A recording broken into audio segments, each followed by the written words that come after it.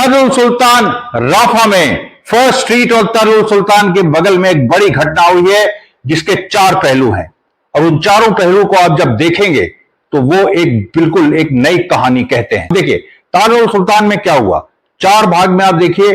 Surveillance पहले फिलिस्तीनी resistance ने किया, उसके बाद एक टैंक पे स्ट्राइक किया, फिर से एक टैंक पे स्ट्राइक किया और एक फिर इजरायली सोल्जर को स्नाइप किया और उसके बाद अपने हाथ से टैंक के अंदर एक्सप्लोजिव रखा और लड़ा के भागे।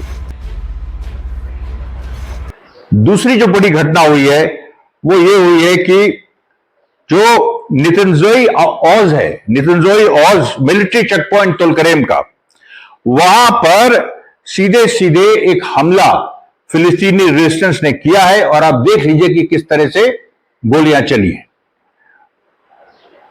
अब हम देखिए उस पे आते हैं जो कल हमने आपको बताया था, जो मोअज़्ज़ज़ अबाया जो एक पहलवान था, वो देखिए जब वो पहले उसकी जो फिटनेस का लेवल था वो कितना था। मैंने कल का वीडियो उससे शुरू किया था। आज लेकिन देखिए ये जो आपके सामने वीडियो है इसमें आप देखिए इस पहलवान की क्या हालत हो गई है और ये क्या कह रहा है।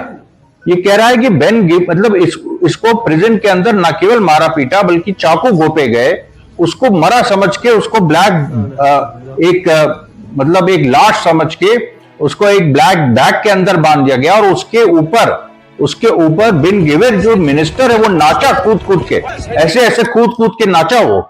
ترويح الحين وانا تعرض لضرب مبرح وقتل، تعرضت 12 في 14 تعرضت لعمليه قتل في سجن عوفر، فقصعت ابن غفير واسعد في مستشفى الرمله، فقد تكون لها علاج وضع سيء جدا جدا يعني। अब आप सोचिए इसकी भयावहता समझिए। फिर देखिए एक दूसरी जो बड़ी घटना हुई है कि शुजैया से जिस तरह से पिछले 10 दिनों से लड़ाई हुई और इजरायली फोर्सेस विड्रॉ कर गई, उसकी पूरी जो सिलसिलेवार उसका एक वीडियो सामने आया है और उस वीडियो में जो सारी बातें आई हैं कि उसका जो पहला हिस्सा है उसमें देखिए एक माइन से किस तरीके से टैंक एक एक्सप्लोड किया गया।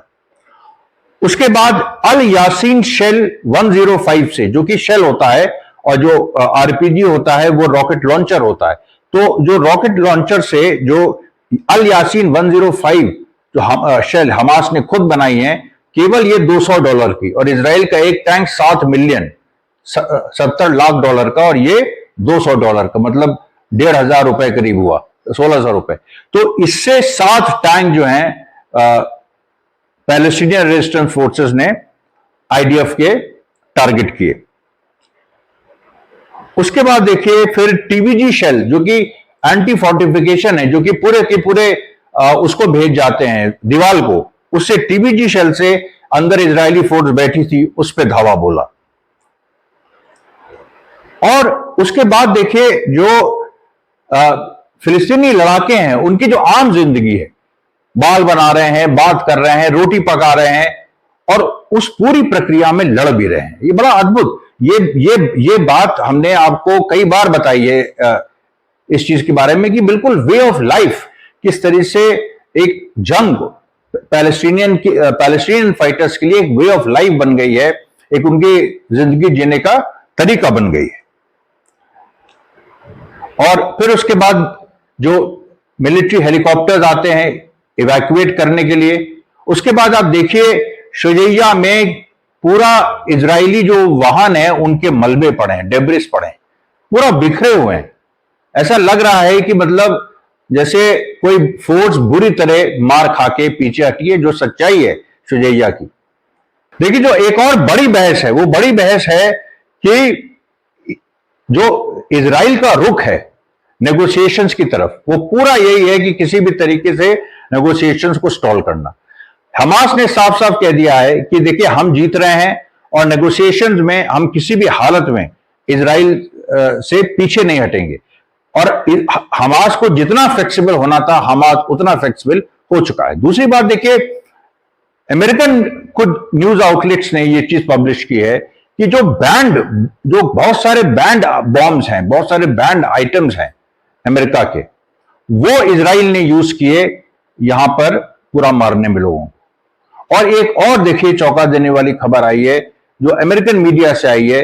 हालांकि अभी देखिए गाजा में हमास का जो आकलन है कि वो करीब 50,000 के करीब लोग मारे गए हैं, घायल हो गए हैं, उससे ज्यादा और लाखों की संख्या में है। लेकिन जो एक अमेरिकन सोर्स से खबर आई कि 1,86,000 गाजा के लोग वो अभी तक इस पूरी लड़ाई में मारे जा चुके हैं।